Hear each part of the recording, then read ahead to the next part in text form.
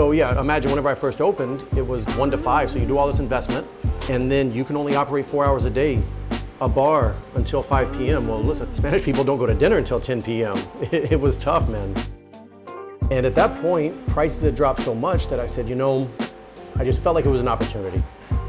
And so yeah, I guess it was October of 2020. I had looked at this place before, literally like the month before they shut it down. Came in and spoke to the owner, and he called me. He said, hey, make me an offer.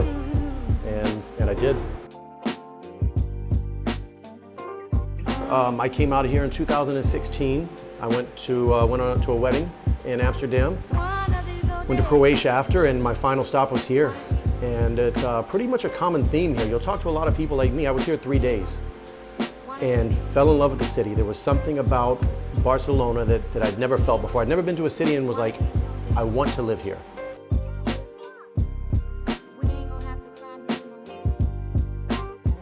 I said, you know what? Worst case scenario, I go for 6 months, I hate it, and I move back home. No harm, no foul. And yeah, I've been here over 4 years now.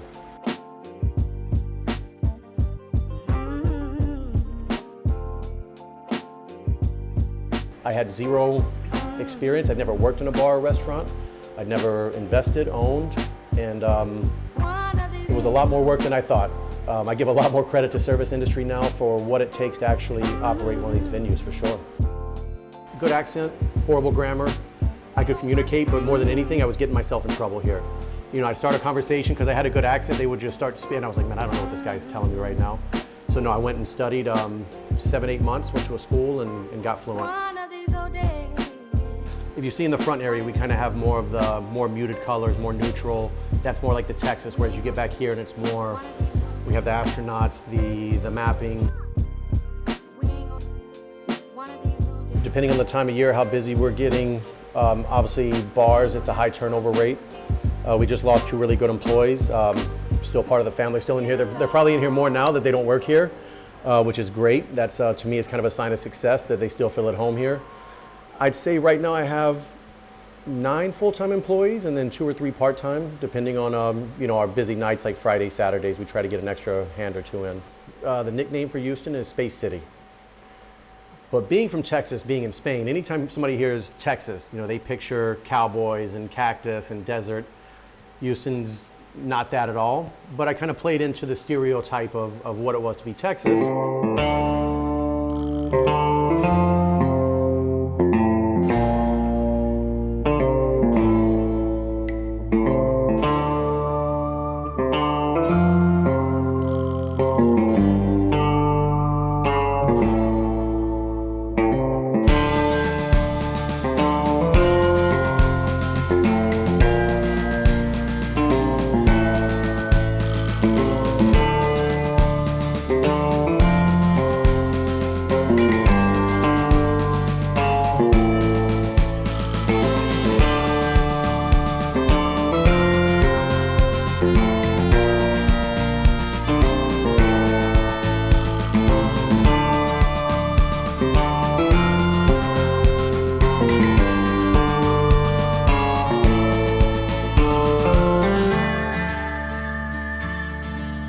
I didn't know what I was doing. I didn't know how to decorate an entire bar, so yeah, I definitely had to get hands in. It was kind of my baby, and then I gave it to other people and just signed off on things. We went. So if I had to give advice, I would say do what I did. Find people that are smarter than you in this sector and listen to them. Take their advice.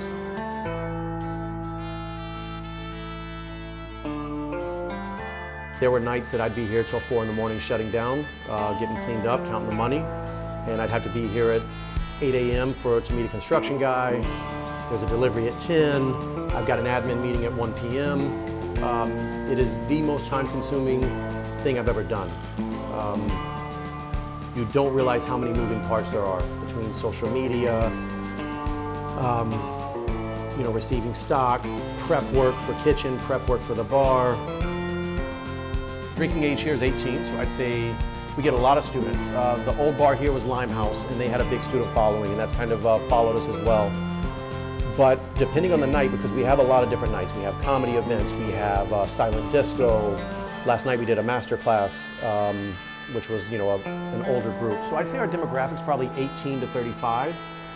And it's really cool because Barcelona is such an international city. We don't have, I couldn't tell you what country was going to be the most represented in a given night. A lot of Brits, a lot of people from the UK in general, but we have people from all over Latin America, Colombian, Venezuelan, a lot of Argentinians here. We get Spanish and Catalan people as well. A lot of American tourists coming in.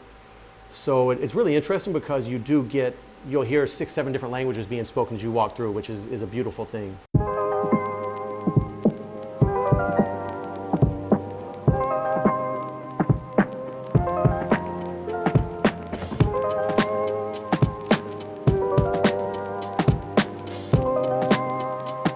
We focus a lot on social media, as do a lot of people, Instagram especially. We're looking to open a TikTok soon. We have a web page that we're constantly updating, new reservation systems. But I would say the biggest, I ask is anytime I meet a client, I have a good conversation with them, I always ask them, how'd you hear about us? And the vast majority of the time, it's word of mouth. And this is people come from other countries, so it's a good thing, but I'm also trying to focus and figure out how do I get the word out to people that haven't heard word of mouth? How do I reach this clientele? American tourists, British tourists that have never heard of us, wouldn't see us walking down the street, etc.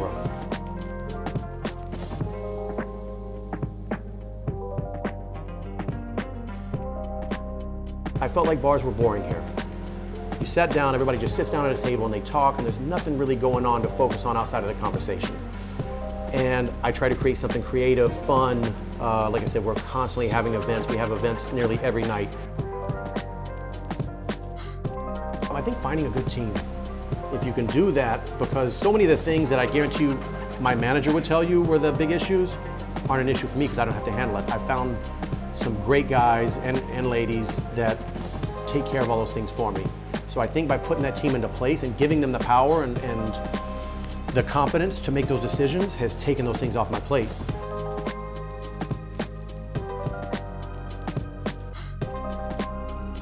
I don't think I'm any creative genius, but I've showed up every single day, 7 days a week, and I put my heart and soul into it, and I just kept chipping away until we had something I was happy with.